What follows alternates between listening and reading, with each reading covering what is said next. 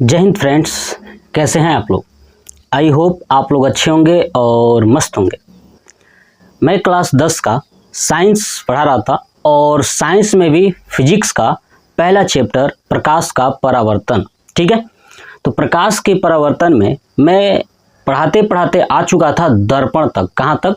दर्पण तक। मैंने बताया था कि दर्पण क्या होता है और दर्पण कितने प्रकार के होते हैं। ठीक है ना, एक होता है समतल दर्पण और एक होता है गोलीय दर्पण। इसके पिछले वीडियो में मैंने पूरा समतल दर्पण के बारे में डिटेल्स से बताया है कि हम लोग जो घर में शीशा देखते हैं वो कौन सा दर्पण होता है, दर्पण किससे बना होता है, ये सब डिटेल्स के साथ मैंने समझाया है। आप वीडियो को जरूर देखिएगा। ठीक है, आज के इस वीडियो में हम लोग पूरा पढ़ने वाले हैं गोलीय दर्पण के बारे में, यानी स्फेरिकल मिरर के बारे में। तो जानते हैं कि आखिर में गोलीय दर्पण है क्या। देखिए, नाम लिखा है गोलीय। गोलीय का मतलब होता है गोल। क्या होता है? गोल। यानी गोलीय दर्पण बना कैसा है? तो एक कांच का खोखला गोला लेकर के उसे काट करके गोलीय दर्पण बनाया गया। क्या बनाया गया? कांच लेकर के, कांच का खोखला भाग है ना, कांच रहेगा गोल, ठीक है, और उसका खोखला भाग यानी बीच में क्या हो, खाली हो और कांच गोल हो, तो उसको काट करके उसके एक सतह पे चांदी का पॉलिश या कोई भी कलई कर दिया जाए तो जो प्राप्त होगा वो क्या होगा? गोलीय दर्पण। आपको समझ आना, यानी कांच के खोखले भाग को काट कर, है ना, किसी गोले कांच का, कैसा कांच कैसा हो? गोल हो, है ना, तो किसी कांच के खोखले गोले भाग को काटकर उसके एक सतह पे क्या किया जाए? चांदी का पॉलिश कर दिया जाए या कलई कर दिया जाए, तो जो हमें प्राप्त होगा ना, या जो बनेगा वो क्या होगा? तो गोलीय दर्पण होगा। अब आप कहेंगे कि कैसे हो सकता है? तो सपोज करिए, देखिए, ये मान लीजिए कि एक जो है कि ये कांच है, ऐसे सीधा है बिल्कुल, तो ये समतल हो गया ना। अगर इसके एक सतह पे ये ऊपर अगर ये पेंट कर देता हूँ, ये कलई कर देता हूँ एक तरफ, तो ये समतल दर्पण हो जाएगा क्योंकि सीधा है। लेकिन अगर यही पेंट किए हुए हिस्सा या कांच को मैं ऐसे बेंड कर दूं, गोल की तरह, दिख रहा है गोला आपको, ये अर्ध गोला हो गया है ना, तो आधा गोले की तरह, यानी अगर ये पूरा होता तो गोला होता ना, तो इस पूरे गोले, अब बीच में देखिए खोखला है ना, ये खोखले भाग को काट दिया जाए। अब देखिए काट दिया मैंने, तो ये आधा निकल गया, आप समझिए कि ऐसे हो गया, तो काट दिया, तो ये जो खोखला भाग बना है, अब इसके चाहे ऊपर पेंट कर दीजिए चाहे नीचे से पेंट कर दीजिए, तो जो ये बनेगा ना, वही क्या होगा? गोलीय दर्पण। क्या होगा? गोलीय दर्पण। आपको समझ में आया कि गोलीय दर्पण क्या है? Spherical mirror. ठीक है, तो आपको मैं बताया था कि दर्पण के ऊपर किस चीज की पॉलिश की जाती है या किस चीज का पेंट किया जाता है, तो मैंने बताया था चांदी यानी सिल्वर नाइट्रेट का। समझ में आ गया? चलिए, अब गोलीय दर्पण जो है कि दो तरह के होते हैं। कैसे दो तरह के होंगे? अब सोचिए, मैंने बताया कि जब गोलीय दर्पण को आप काटोगे, हो सकता है कि दर्पण के बाहर आप पेंट करो और हो सकता है दर्पण के अंदर आप पेंट करो। दो ही ना तरीका हो सकता है। जैसे फिर से देख लीजिए, देखिए ये हमारे पास गोलीय दर्पण बना था, तो हो सकता है इसके बाहर ये पेंट करूं या हो सकता है नीचे पेंट करूं। यही ना हो सकता है, दो ही तो हो सकता है। एक बाहर की तरफ यानी जो उभरा हुआ सतह है इस पर पेंट करूं, या जो नीचे दबा हुआ सतह है इस पर पेंट करूं। तो जब दो तरह से पॉलिश करेंगे, तो इसलिए गोलीय दर्पण को दो भागों में बांटा गया है।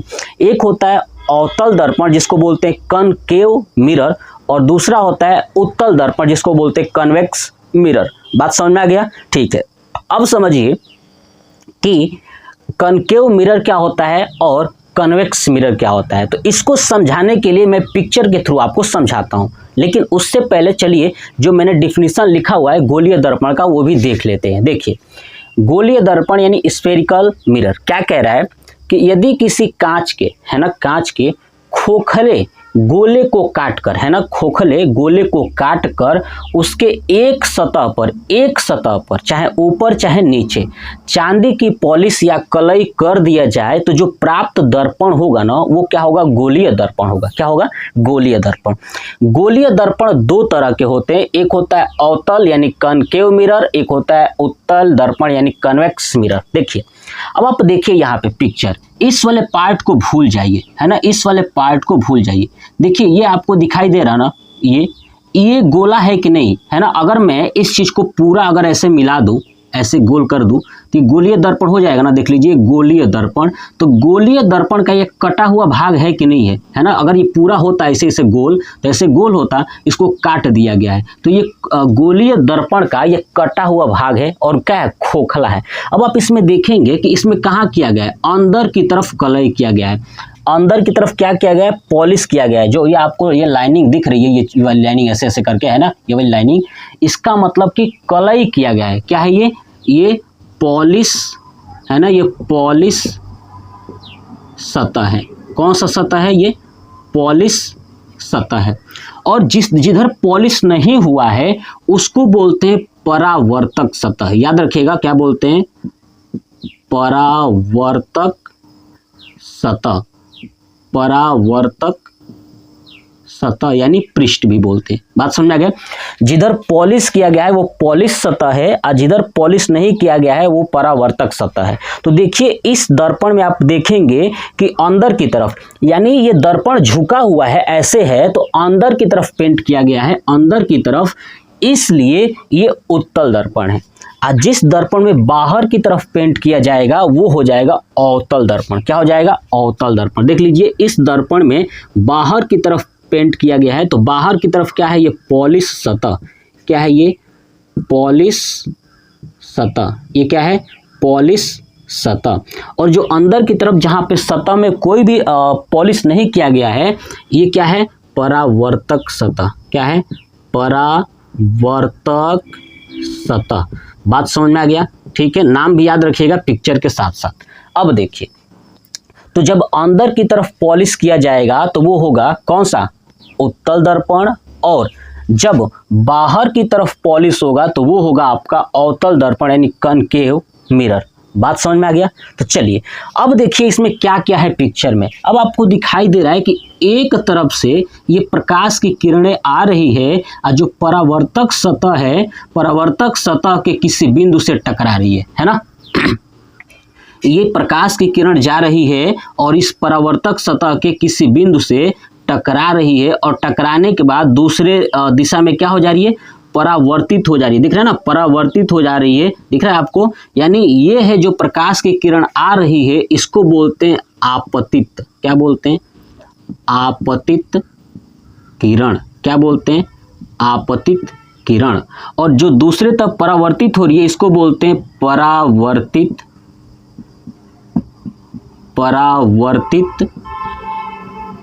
किरण। बात समझ में आ गया।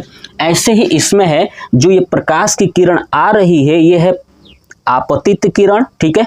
और परावर्तक सतह से टकरा करके ये जो परावर्तित हो जा रही है, इसलिए इसको बोलते हैं परावर्तित किरण, है ना। ये देखिए आ रहा है इसलिए आपतित, और टकराने के बाद जब जा रहा है तो इसको बोलते हैं परावर्तित। बात समझ में आ गया। तो देखिए आपको ये चार नाम इसमें याद रखना है। क्या क्या, एक तो पॉलिश सतह या कलई वाला सतह, दूसरा परावर्तक सतह, तीसरा आपतित किरण, और चौथा परावर्तित किरण। Concept clear. ऐसे ही इसमें भी याद रखिएगा।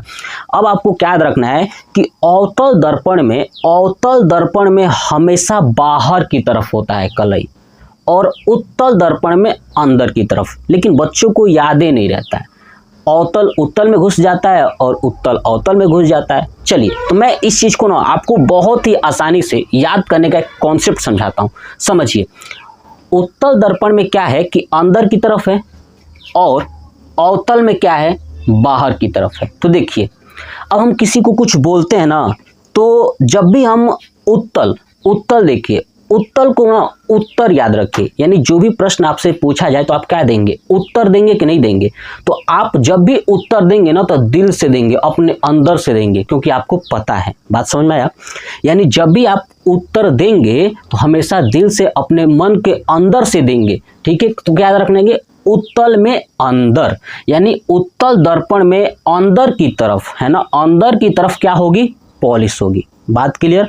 अब जब ये उत्तल हो गया, उत्तल मतलब उत्तर देना, और उत्तर हम अंदर से देते हैं तो अंदर की तरफ, अवतल में क्या हो जाएगा, अब बाहर की तरफ। बात क्लियर हो गई। चलिए अब मेरी बात समझिए। तो जब बाहर की तरफ कलई की जाती है तो क्या इसमें लिखेंगे कि वह गोलीय दर्पण, है ना, वह गोलीय दर्पण जिसका परावर्तक सतह, अब देखिए परावर्तक सतह कहाँ है, अंदर की ओर है कि नहीं दबा हुआ, और पॉलिश वाला सतह बाहर की ओर है। तो क्या लिखूंगा कि वह गोलीय दर्पण जिसका परावर्तक सतह अंदर की ओर दबा हुआ होता है ना, जो परावर्तक सतह है वो कहाँ है, अंदर की तरफ दबा हुआ होता है, तथा पॉलिश वाला सतह बाहर की तरफ उभरा हुआ होता है ना, बाहर की तरफ उभरा हुआ होता है।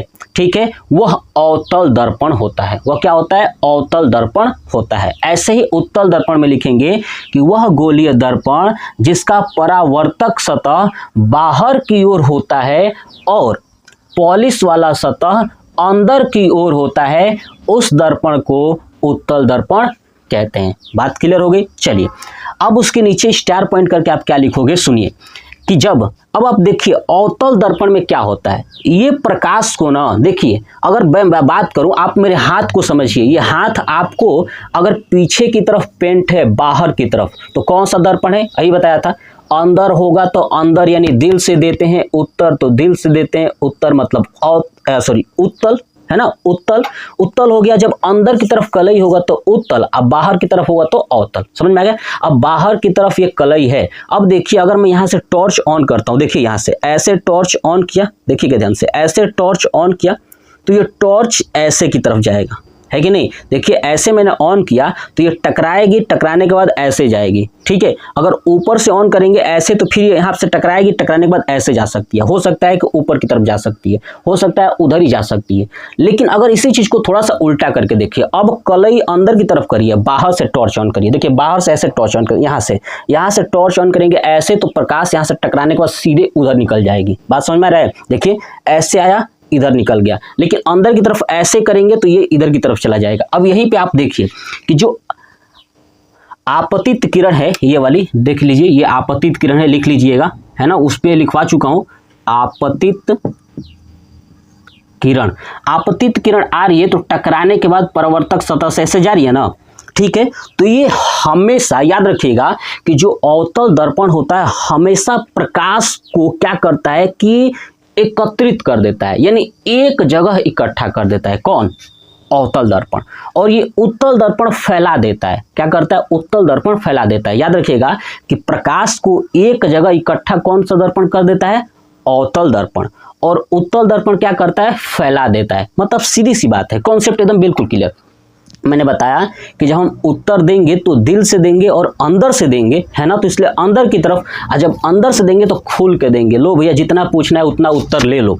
जब उतना उत्तर देंगे खुल के यानी फैला देंगे। क्या करेंगे, फैला देंगे। बहुत आसान है कॉन्सेप्ट जो मैं समझा रहा हूँ। उत्तल दर्पण में अंदर की तरफ होता है, और जब अंदर होता है तो जो भी हम उत्तर देंगे ना एकदम फैला के देंगे। लो, तो प्रकाश क्या करता है, ये फैला देता है, और ये प्रकाश की किरणों को क्या करता है, एक जगह इकट्ठा कर देता है। इसलिए जो अवतल दर्पण होता है ना, इसका प्रयोग हम वहां करते हैं जहां प्रकाश को इकट्ठा करना हो, एक जगह पे भेजना हो। और उत्तल दर्पण का वहां करते हैं जहां पे प्रकाश को फैला देना हो। क्या करना हो, प्रकाश को फैला देना हो। जैसे समझिए, उत्तल दर्पण का एग्जाम्पल समझिए। जैसे आप रोड के किनारे जब जाओगे तो जो ऊपर लैंप लगा होता है ना, ऐसे करके, है ना, सांप की तरह ऐसे लगा होता है लैंप, वो देखते हैं वो प्रकाश को नीचे की क्या करता है, ऐसे फैला देता है। तो जो नीचे की तरफ प्रकाश को फैला देता है, इसलिए वहां पे उत्तल दर्पण लगा होता है। कौन सा दर्पण, उत्तल दर्पण लगा होता है। याद रहेगा ना कि रोड के किनारे जो लैंप लगा होता है ऊपर, जो रोड लाइट है ना, तो वो प्रकाश को क्या करता है, फैलाता है कि नहीं, प्रकाश को फैला देता है, चारों तरफ बराबर बराबर हिस्से में बांट देता है। इसलिए वहां पे उत्तल दर्पण यानी कन्वेक्स मिरर का प्रयोग किया जाता है। दूसरा इसका प्रयोग कहाँ होता है कि अगर आप कभी जाओगे कहाँ पे, तो अगर आपने देखा होगा इसका प्रयोग मैं और बताऊं तो जाओगे नहीं, वो क्या बोलते हैं जी, गाड़ी आपने देखा होगा। तो जो गाड़ी होती है ना, गाड़ी में जो ड्राइवर होता है गाड़ी को चलाता है, तो उसके साइड में एक मिरर लगा होता है जिसको बोलते हैं साइड मिरर, नहीं बोलते हैं।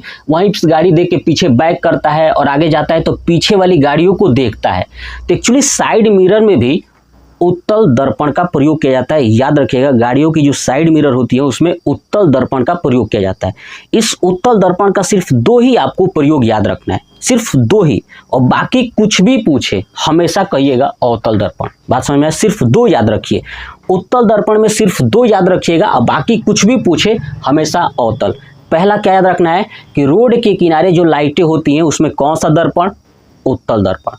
दूसरा चीज, उत्तल दर्पण कहाँ याद रखेंगे, जो गाड़ी होती है, गाड़ी की जो साइड मिरर होता है ना, जिसमें गाड़ी चलाते वक्त देखते हैं पीछे गाड़ी आ रही है कि नहीं आ रही है, उसमें भी किसका, उत्तल दर्पण का। अब आप सोच रहे हो कि साइड मिरर में क्यों प्रयोग किया जाता है। देखिए मैंने बताया, अब आप देखेंगे कि ये उभरा हुआ सतह है, ये यहीं पर ना प्रकाश आ रही है, तो ये क्या करता है, एक्चुअली दूर तक एरिया को कवर करता है ना। उत्तल दर्पण लगाने का रीजन क्या है कि देखिए आप देखेंगे कि यहाँ से लेके यहाँ तक, अगर मैं एक चीज नोटिस कराऊं, देखिए ये है हमारा ऐसे ये बना हुआ है ना, तो ये इधर से लेकर के इधर तक पूरा एरिया कवर करता है। अगर मान लीजिए खूब बड़ी भी गाड़ी हो, बहुत बड़ी गाड़ी हो, तो आराम से इस दर्पण में हमें छोटा करके दिखा सकता है। कौन, ये उत्तल दर्पण। मतलब बड़ी से बड़ी ट्रक भी होती है ना, तो अगर आप देखोगे शीशे में साइड में, तो ट्रक, पूरी ट्रक दिखाई देगी कि क्या आ रही है। क्यों, क्योंकि बहुत बड़ा एरिया ये कवर करके उसमें छोटा करके दिखा देता है। बात समझ में आ गया, ठीक है। तो याद रखिएगा कि उत्तल दर्पण का प्रयोग कहाँ होता है, तो रोड के किनारे होता है प्रकाश को फैलाने में। अब जब बड़ी बड़ी चीजों को मतलब प्रकाश को फैला रहा है, तो फैली हुई चीज को भी छोटा करके दिखा सकता है। कौन, उत्तल दर्पण। बात समझ में आ गया। चलिए, तो बहुत बड़ी बड़ी गाड़ियों को अगर देखना हो तो हमें उत्तल दर्पण, इसलिए आप जब भी ना, अब आप क्या करिएगा, आपके पास बाइक अगर होगा तो बाइक में जो जाइएगा तो मिरर होगा ना, तो उसमें झांकिएगा, आपका चेहरा इतना बड़ा है दिखेगा इतना छोटा, और जैसे जैसे आप दूरी बढ़ती जाएगी आपका चेहरा छोटा होता जाएगा, है कि नहीं। दूरी बढ़ाइएगा तो देखिएगा चेहरा छोटा होता जाएगा, तो समझिएगा कौन सा दर्पण है, उत्तल दर्पण है, कन्वेक्स मिरर है।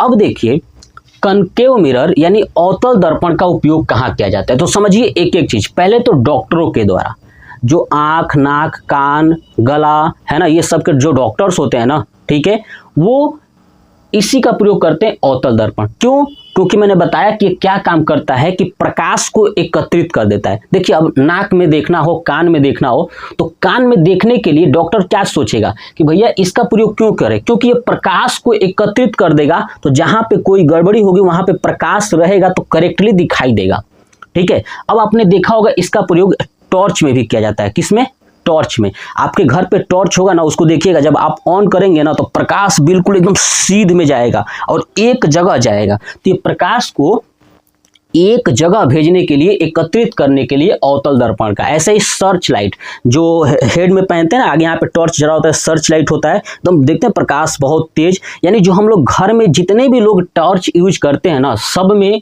यही होता है अवतल दर्पण। तो डॉक्टरों के द्वारा टेबल लैंप में, जो हम लोग पढ़ते हैं टेबल लैंप ऐसे होता है ना, वो देखते हैं प्रकाश को एकदम बुक के ऊपर ही बिल्कुल करेक्ट भेजता है, फैलाता नहीं है, वो बुक पे भेजता है ताकि एक जगह इकट्ठा किया जा सके। तो टेबल लैंप पे रेजर लाइट, मैंने बता दिया रेजर लाइट का मतलब लेजर, जो लाइट, रेजर नहीं लेजर लाइट, ठीक है, गलती से ये लिख दिया मैंने, ठीक है, रेजर नहीं लेजर है ना। लेजर लाइट आपने देखा होगा, जो छोटे बच्चे डरावना जो रेड कलर का आता है छोटा सा, वो छोटे बच्चे को दूर तक प्रकाश को भेजते हैं, वो है लेजर लाइट। उसमें भी अवतल दर्पण, क्योंकि प्रकाश को एकत्रित करेंगे, अगर एकत्रित करेंगे तो दूर तक जाएगा, वरना फैला देंगे तो दूर तक नहीं जाएगा, ठीक है। चलिए लेजर लाइट। उसके बाद सोलर कुकर आपने देखा है, जिसमें खाना बनता है, सोलर कुकर। तो सोलर कुकर होता है ना, तो उसमें भी जो सूर्य की किरणें आती है ना, उस सूर्य की किरणों को एकत्रित करके एक जगह जब इकट्ठा करता है ना, तो वहां पे खाना पक जाता है। तो सोलर कुकर में भी कौन सा, अवतल दर्पण। कंपटीशन एग्जाम में बहुत बार पूछा गया था कि सोलर कुकर में कौन सा दर्पण का प्रयोग किया जाता है, तो याद रखिएगा ये अवतल दर्पण का प्रयोग किया जाता है। उसके बाद गाड़ी का हेडलाइट, गाड़ी आपने देखा होगा, गाड़ी का जो हेडलाइट है, देखिए जब गाड़ी चलाते हैं तो जो आगे की हेडलाइट है ना, देखिएगा प्रकाश एकदम बिल्कुल एक जगह ऐसे करता है, या तो ऊपर की तरफ, बहुत सारे गाड़ियों में कहाँ करता है, ऊपर की तरफ, ऐसा लगता है कि पेड़ पे देखना है चुड़ैल को, है कि नहीं। और कुछ गाड़ियों में तो सीधे नीचे होता है, और कुछ गाड़ियों में एकदम सामने होता है। इसलिए जब भी गाड़ियां एक दूसरे को क्रॉस करती है तो डीपर जला के एक दूसरे को इंडिकेट करते हैं, पासिंग देते हैं, है ना, ताकि डीपर कम हो जाए, ठीक है। तो वो गाड़ी का जो हेडलाइट है ना, उसमें भी किसका प्रयोग करते हैं, अवतल दर्पण का, क्योंकि प्रकाश को एक जगह इकट्ठा करना है। नेक्स्ट सैलून में, सैलून जहां बाल वगैरह कटवाने जाते हैं ना, वहां भी इसी का प्रयोग किया जाता है। क्यों, पता चला कि आप बैठे हैं बाल कटवाने के लिए और आपका चेहरा जो है कैसे बिखरा बिखरा दिखाई दे रहा है ना, तो क्या करेगा वो सैलून में छोटा करके दिखाएगा आपके चेहरे को करेक्ट, और आराम से बाल कटेगा, तो आपको भी एहसास होगा कि हाँ हमारा चेहरा दिख रहा है, वरना फटा फटा दिखेगा दूर दूर चेहरा, समझ में रहे हैं। तो ये क्या करता है, एक जगह इकट्ठा, यानी सैलून वगैरह में दाढ़ी वगैरह बाल कटवाने में कौन सा दर्पण का लगा होता है, तो अवतल दर्पण। नेक्स्ट, सर्च लाइट मैंने बता दिया, सर्च करने के लिए जो भी जो आता है लैंप ना, यहाँ पे बातें जो हेड के ऊपर, जी आप लोगों ने देखा होगा हेड के ऊपर बात के वो सर्च करते हैं, वहाँ भी प्रयोग किया जाता है। तो ये था हमारा गोलीय दर्पण का, दोनों मैंने बताया कि अवतल दर्पण और उत्तल दर्पण क्या होता है, कहाँ पे पॉलिश की होती है, कहाँ पे नहीं होता है। इसका आप स्क्रीनशॉट ले लीजिए और कॉपी पे नोट कर लीजिए, ठीक है ना। नेक्स्ट पार्ट में मैं पढ़ाऊंगा इस गोलीय दर्पण। तो अभी कंप्लीट हो गया कि गोलीय दर्पण में अवतल दर्पण क्या है, उत्तल दर्पण क्या है। इसके बाद मैं ये पढ़ाऊंगा कि दर्पण जो है ना, ये दर्पण, उत्तल दर्पण और अवतल दर्पण, इसके महत्वपूर्ण पद क्या है जो हम लोग को आगे मदद करेगा जब हम लोग ये सीखेंगे कि इसमें प्रतिबिंब बन कहाँ रहा है ना। अवतल दर्पण और उत्तल दर्पण में प्रतिबिंब बन कहाँ रहा है, तो प्रतिबिंब बनाने से पहले हमें ये जानना जरूरी होगा कि इसके महत्वपूर्ण पद कौन कौन सा है। यानी अगर मैं एक सिंपल वे में कहूँ तो बताइए इस बिंदु को क्या कहते हैं, ये दर्पण है ना, ये दर्पण के इस बिंदु को क्या कहते हैं, इस रेखा को क्या कहते हैं, ठीक है। तो ये सब हम लोग बहुत सारी चीजें मैं आपको सिखाऊंगा, ठीक है। तो ये आप स्क्रीनशॉट ले चुके होंगे, ठीक है। तो आप मुझे कमेंट बॉक्स में एक चीज कमेंट करके बताइएगा कि आपको ये वीडियो कैसा लगा, ठीक है। जय हिंद।